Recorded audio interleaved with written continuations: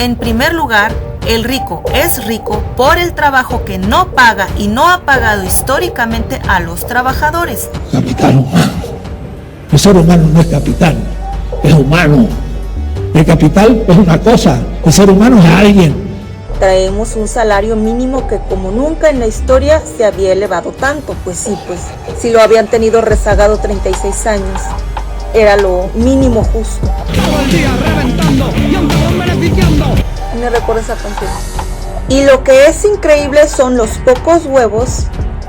What happened? Your balls drop off? Hace 38 años el salario mínimo compraba 78 kilos.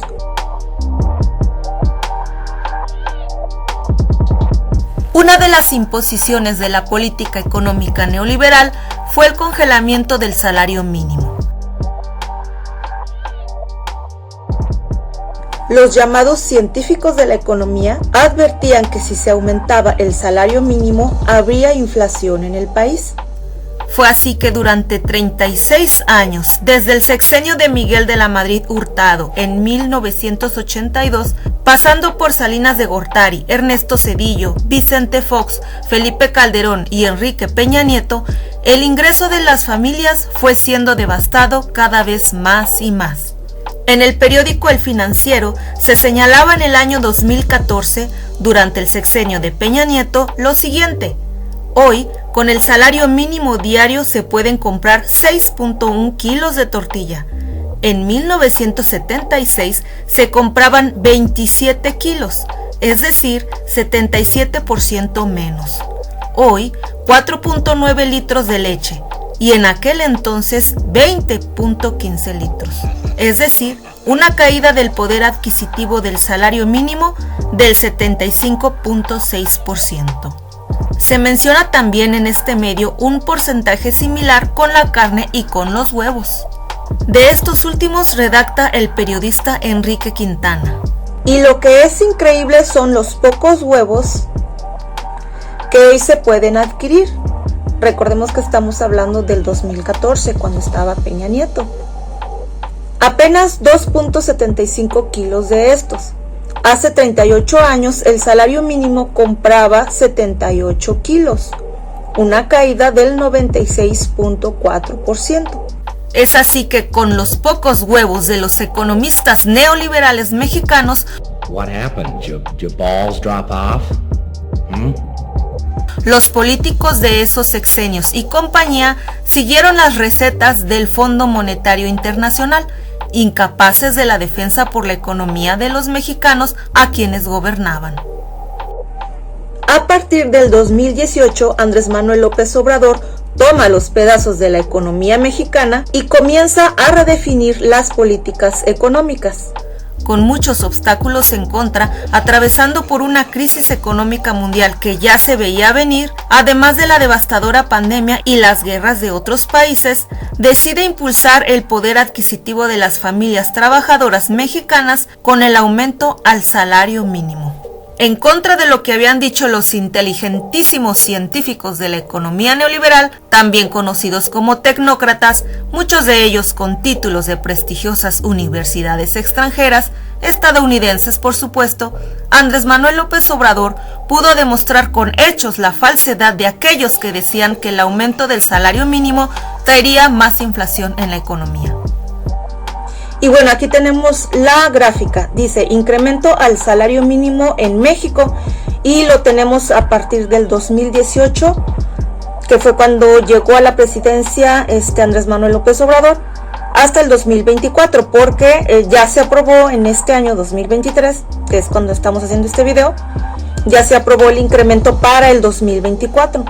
Entonces, nos ofrecen aquí dos columnas porque recordemos que son diferentes los salarios mínimos dependiendo de la zona de la República. Por eso nos ofrecen aquí dos montos diferentes. En la zona libre de la frontera siempre es más alto. Bueno, si quieres le pones pausa para que lo veas tú bien. En el 2018, ¿cómo empieza? Con 88 pesos, el que es el monto diario. 2019 ya sube a 102, 2020 123 y así hasta llegar al 2024, que fue lo que se aprobó en este último acuerdo, ya con el Congreso, ya con todo, en la aprobación del presupuesto. Bueno, todo eso ya quedó en 249 y en la zona libre de la frontera en 375. Y los porcentajes que se han ido aprobando son, por ejemplo, empezó con uno de 16%, luego 20%, 15%, 22%, 20% y 20%. Ya no han querido subir más los empresarios, son los que principalmente siempre se están regateando. Sin embargo, la cuestión no ha sido sencilla.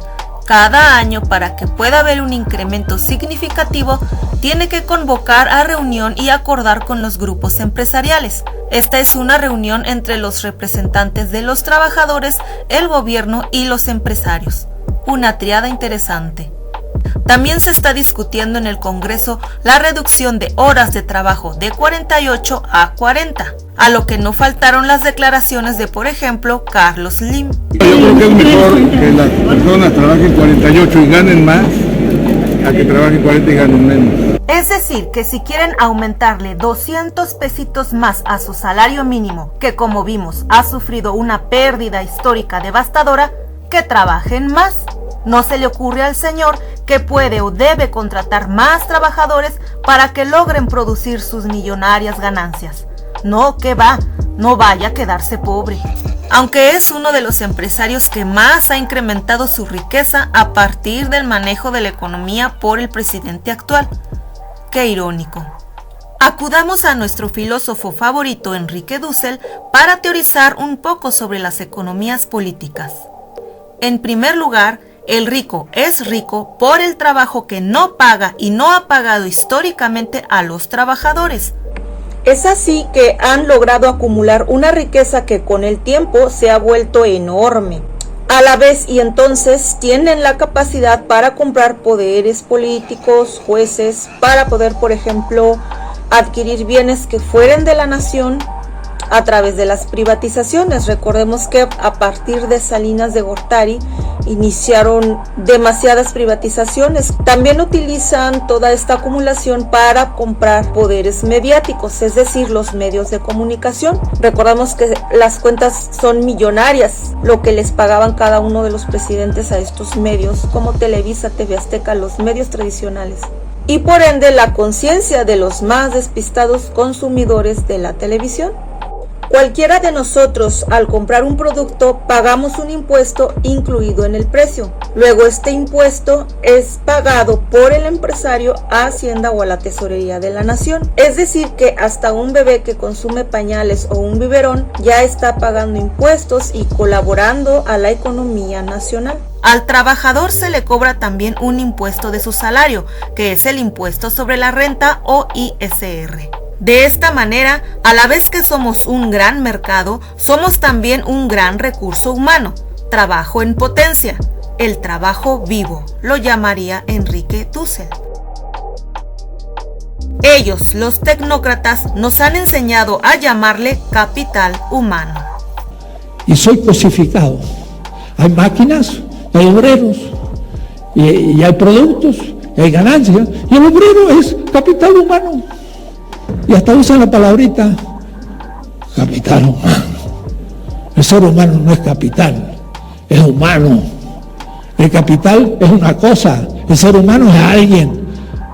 Eso es justamente la depravación ética inevitable y sustantiva en su momento veremos.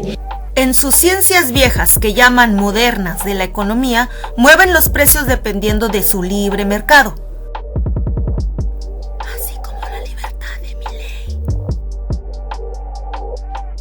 Que se regula con base en el deseo del comprador.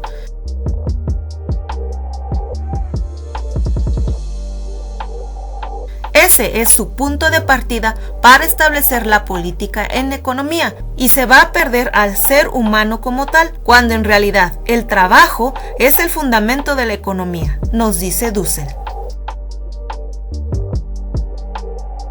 Ya se pregunta, ¿cuál es el fundamento, el valor? El trabajo, esto, no, es el desire del purchaser, es el deseo del comprador. Y sin darme cuenta, ¡brum!, cambié toda la economía y de ahí hasta hoy la economía política se va a hacer desde el mercado. Y se va a perder el ser humano y no va a poder nunca más recuperar el ser humano y va a ser no ética, va a ser cínica, pero va a ser cínica porque el ser humano desaparece de su economía fetichizada por el mercado. Lo vamos a ver después. En esto Adam Smith es un aliado.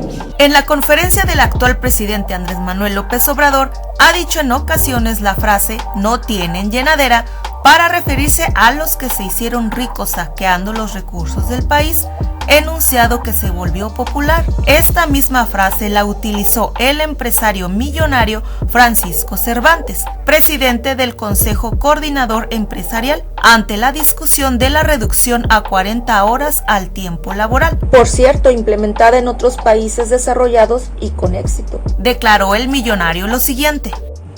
Dijo este señor: hubo un paquete laboral importante, traemos un salario mínimo que como nunca en la historia se había elevado tanto. Pues sí, si lo habían tenido rezagado 36 años, era lo mínimo justo. Días de vacaciones, pensiones, pues privatizaron también las pensiones. Ha habido una serie de cambios y ha habido modificaciones a varios artículos, dice. Y sigue. En un ánimo de balancearnos multilateralmente por recomendaciones de la Organización Internacional del Trabajo, que es la OIT, pero pareciera que no tienen llenadera, así dice. Lo que tenemos que hacer es ponernos a trabajar, no a no trabajar, subrayó en entrevista. Esto me recuerda mucho a una canción que yo escuchaba cuando tenía 15 años, aquellas canciones de protesta de un grupo español que se llamaba La Polla Record. Todo el día reventando y a un cabrón beneficiando y encima con cachondeos de amor al trabajo. Me recuerda esa canción. Y había otra, pero no era esa misma, donde decía: si quieres ganar más, trabaja doble. Algo así, a manera de ironía. Cuando llega fin de mes, con mirada de desprecio, se reparten sus migajas a agradecimiento. Sin embargo, ellos son quienes han obtenido de México los recursos naturales y humanos para la acumulación de bienes, tantos como para no poder gastárselos en varias generaciones. ¿Por qué? Porque les da dominio. ¿Quiénes son los que no tienen llenadera? Pero además se dicen religiosos, quizás solo porque asisten a la iglesia. En una conferencia del filósofo Dussel citó a Bartolomé de las Casas. Dicho religioso escribió en 1514: el que no paga justo salario derrama sangre. Eclesiástico 34:18. Un libro de la Biblia protestante que se dejó fuera de la Biblia católica en el Concilio de Trento. En realidad esas frases las saqué de un texto semita. Y por eso que un texto semita, 2 siglos antes de la llamada Era Común, texto que usó Bartolomé de las Casas para en Cuba en 1514 criticar la encomienda y la injusticia con los indios, ese texto dice así: el que no paga justo salario derrama sangre. Pero miren, si yo digo el que no paga el justo salario derrama sangre, está el concepto de plusvalor, porque todos los bienes son objetivación de sangre, sangre que es vida, porque ese texto semita comienza así: el pan es la vida del pobre, quien se lo roba, lo mata. Ahí está todo lo que les he dicho hace 22 siglos, en el mundo de los palestinos, entre Egipto y Mesopotamia. El pan es la vida del pobre. Inmola al hijo en presencia de su padre el que roba al pobre en su justo salario, dijo también el cura dominico. El capitalista empresario dirá: yo pago su salario, su trabajo. El filósofo Dussel le responderá: el salario solo paga la fuerza de trabajo, pero no todo el trabajo vivo. Tus ganancias las obtienes de lo no pagado al obrero.